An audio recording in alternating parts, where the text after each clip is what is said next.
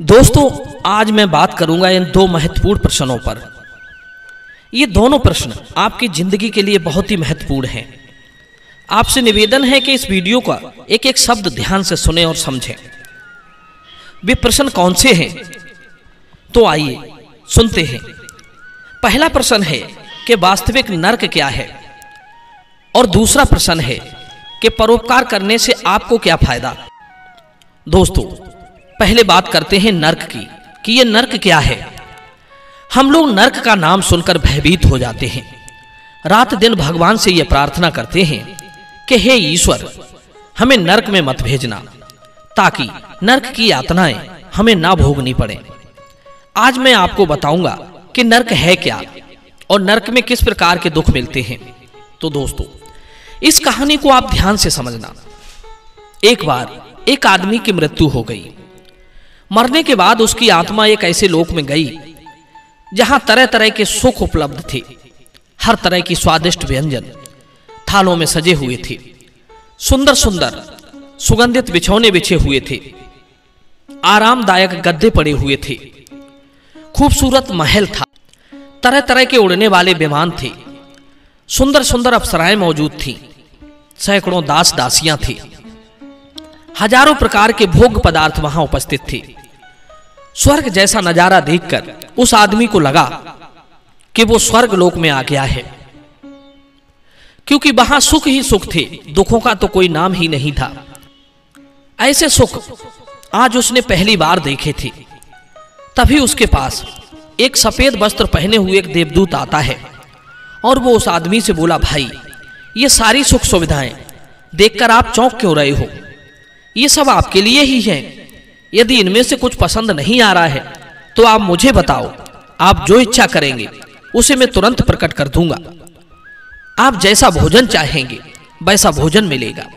भोग विलास, राग रंग सब यहां उपलब्ध है। किसी चीज की कोई कमी नहीं है। आप इच्छा तो कीजिए। आपके सोचने मात्र पर ही वो वस्तु आपके सामने प्रकट हो जाएगी। दोस्तों, अब तो वो आदमी जिस वस्तु की इच्छा करता था, देवदूत उसे तुरंत प्रकट कर देता था। यह देखकर उसे बहुत अच्छा लगा। अब उसे पूरी तरह यकीन हो गया था कि वो स्वर्ग में ही आया है। दर्शक बंधुओं, वो आदमी अपने आप को बहुत बड़ा भाग्यशाली समझ रहा था। वो आदमी अपने आप को बहुत भाग्यशाली समझ रहा था कि उसे स्वर्ग के सारे सुख भोगने को मिल रहे हैं। कई वर्षों तक वो उन सुख सुविधाओं को भोगता रहा। सुख भोगते भोगते जब उसका जी भर गया तो एक दिन उसने देवदूत से कहा, भैया, धरती पर मेरी जितनी इच्छाएं थी, जो सुख भोगना चाहता था, वो सब मैंने भोग कर देख लिए। अब मेरा जी भर गया है इन सुखों से। अब मैं कुछ काम करना चाहता हूं ताकि मैं स्वयं को उपयोगी बना सकूं। क्या मुझे कोई काम मिलेगा? तब देवदूत बोला, माफ करना श्रीमान, मैं आपकी ये इच्छा पूरी नहीं कर सकता। और आपको कुछ करने की जरूरत क्या है? सब कुछ तो आपको इच्छा मात्र से ही मिल रहा है। यहां आपके करने जैसा कोई काम नहीं है। आराम से पड़े पड़े इन सुखों का आनंद लेते रहो। देवदूत की बात सुनकर वो आदमी चिढ़ गया और चिढ़ता हुआ देवदूत से गुस्से में बोला, हे भाई, मैं यहां रहकर बहुत लंबे समय तक समय नहीं बिता सकता। मैं अब कुछ शारीरिक मेहनत करना चाहता हूं। इन सुखों को भोगते भोगते मैं बड़ा आलसी हो गया हूं। इस प्रकार तो मैं अकर्मण्य हो जाऊंगा। मुझे तो कुछ कर्म करने को मिल ही नहीं रहा है। भाड़ में जाए तुम्हारा स्वर्ग, मुझे आप नरक में ही भेज दो। कम से कम वहां रहकर मैं कुछ कर तो सकूंगा। उसे अत्यंत गुस्सा करते देख देवदूत मुस्कुराते हुए धीरे से बोला, महोदय, परेशान ना हो, ये नरक ही है। तुम्हें नरक में ही लाया गया है। वो आदमी बड़ी हैरानी के साथ देवदूत को देखता है और उससे कहता है कि यह कैसा नरक है जहां सुख ही सुख है। मैंने तो धरती पर सुना था कि नरक में बड़े दुख मिलते हैं। नरकवासियों से बहुत मेहनत का काम कराया जाता है। तब देवदूत ने समझाया, हे भाई, हमारे दुख देने का तरीका कुछ अलग है। हम आदमी को इतने सुख देते हैं, इतने सुख देते हैं कि उसकी जिंदगी को नरक बना देते हैं। वो सुख भोगते भोगते आलसी, अकर्मण्य, कामचोर बन जाता है। श्रम न मिलने के कारण उसका शरीर शक्तिहीन हो जाता है। उसके अंदर रोगों से लड़ने की क्षमता खत्म हो जाती है। हजारों भयंकर बीमारियां उसे घेर लेती हैं। वो बीमारियों से पीड़ित होकर कष्ट भोगता है।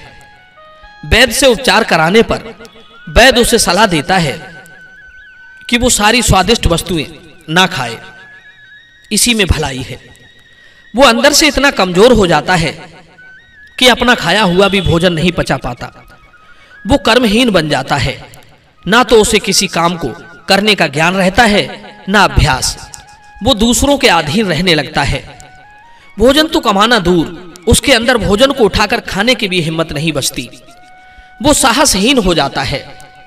श्रम का काम ना मिलने से उसके फेफड़े कमजोर हो जाते हैं। खाली चलने पर भी उसकी सांस फूलने लगती है। उसकी हड्डियां कमजोर हो जाती हैं। उसके अंदर एक बालक से भी लड़ने की क्षमता नहीं रहती। वो औरों पर निर्भर रहने लगता है। अब आप ही बताइए, इससे बड़ा नरक और क्या होगा। विद्वान लोग कहते हैं, आलसी की मदद करना उसे मौत के मुंह में धकेलने जैसा होता है। कहते हैं, सुख और सुख के साधन सीमित मात्रा में ही होने चाहिए, जिससे कि मनुष्य कुछ न कुछ श्रम करता रहे, तभी उसे जीवन का सच्चा आनंद मिल पाएगा। जिस व्यक्ति ने बचपन से लेकर जवानी तक कर्मों से रहित होकर सुख भोगे हों, उसका बुढ़ापा बड़ा कष्टदायी हो जाता है। सच्चा स्वर्ग वही है जो श्रम के साथ कमाया जाता है। दोस्तों, अब मैं बात करता हूं कि परोपकार करने से क्या लाभ है। परोपकार करने से आपको क्या लाभ होगा, आपको क्या मिलेगा। दूसरों की सेवा सहायता से आपका कौन सा हित होगा। कहते हैं, परोपकार की भावना अक्सर बहुत कम लोगों में होती है। आज का मानव इतना मतलबी हो गया है कि वो बिना किसी स्वार्थ के किसी की मदद नहीं करना चाहता।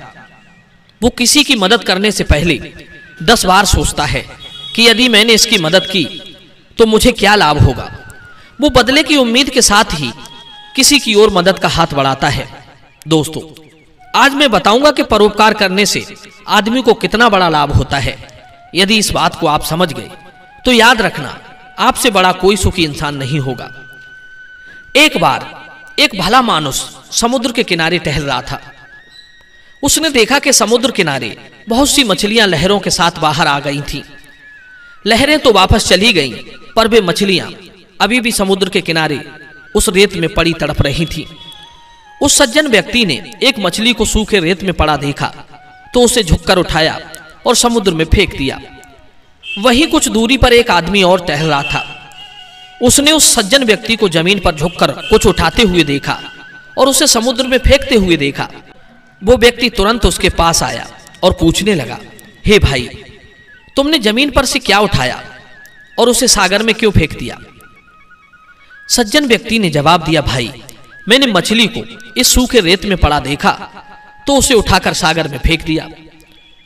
दूसरा आदमी बोला, अरे भाई, मछली को पानी में उठाकर फेंकने की क्या जरूरत थी। तब उस सज्जन व्यक्ति ने उत्तर दिया, हे भाई, ये तो आप जानते ही हैं कि इस समय समुद्र का ज्वार उतर रहा है। पानी इनकी पहुंच से काफी दूर जा चुका है। सूरज की गर्मी बढ़ रही है। अगर मैं इन्हें सागर के जल में नहीं फेंकूंगा तो ये पानी के बिना इस तपती हुई रेत में अपना दम तोड़ देंगी। दूसरे आदमी ने देखा कि समुद्र किनारे ऐसी ही हजारों मछलियां पड़ी हैं।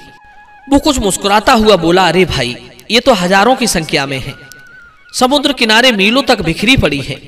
यदि आप 1-2 मछलियों को उठाकर पानी में छोड़ भी दोगे तो तुम्हें क्या मिल जाएगा। तब उस सज्जन व्यक्ति ने एक मछली को जमीन से उठाकर दूसरे व्यक्ति को दिखाते हुए बोला, मित्र, मुझे तो कुछ नहीं मिलेगा, पर पानी में पहुंचकर इस मछली को सब कुछ मिल जाएगा। ये जरूरी नहीं है कि हर एक काम में अपना ही हित देखा जाए। कुछ काम दूसरों के हितों को ध्यान में रखकर भी किए जाते हैं, तभी तो मानव श्रेष्ठ कहलाता है। वरना हम किस बात के श्रेष्ठ हैं। अपने पेट के लिए तो पशु भी कोई ना कोई उपाय कर लेता है। एक सूअर भी मल खाकर अपना पेट भर लेता है, पर जीना उसी का जीना कहलाता है जिसके जीने पर हजारों जीते हैं। जो मनुष्य किसी का सहारा नहीं बन सकता, किसी की मदद नहीं कर सकता, किसी के जीवन की रक्षा नहीं कर सकता, किसी को सुख नहीं पहुंचा सकता, उसका मनुष्य होना व्यर्थ है। उससे अच्छा तो नदी किनारे उगने वाली घास का जन्म धन्य समझना चाहिए। कम से कम वो डूबने वाले व्यक्ति के हाथ का सहारा तो बन जाती है। जो मनुष्य सिर्फ अपने लिए ही सोचता हो, अपना जीवन ही जीवन समझता हो, उसमें और पशु में भला क्या अंतर रह जाएगा। अपने पेट के लिए पशु भी सोच लेता है, फिर हम किस बात में श्रेष्ठ हुए। श्रेष्ठता तो मनुष्यों के उन कर्मों से सिद्ध होती है कि वो अपने लिए भी जिए और समय पड़ने पर दूसरों के भी काम आए। दूसरों को मारकर, उन्हें कुचलकर, उनका पेट काटकर अपना पेट बड़ा करते जाओ, इसमें कौन सा तुमने महान कार्य कर दिया। आप केवल नाम के ही बड़े बन गए। आपके बड़े होने से किसी को कोई लाभ तो हुआ नहीं। जैसे खजूर का पेड़ नाम मात्र का ही बड़ा होता है, वो किसी जीव को सुख तो दे ही नहीं सकता, इसीलिए वो हमेशा अकेला खड़ा रहता है। उसके पास न कोई पशु जाता है न पक्षी। और जो पेड़ भले ही छोटे हों और घने होते हैं, वो हमेशा दूसरों को सुख पहुंचाते रहते हैं, इसलिए उन्हें कभी अकेलापन महसूस नहीं होता। उनकी घनी छाया में जानवर, पशु पक्षी नाना भांत के पक्षी किलोले करते रहते हैं।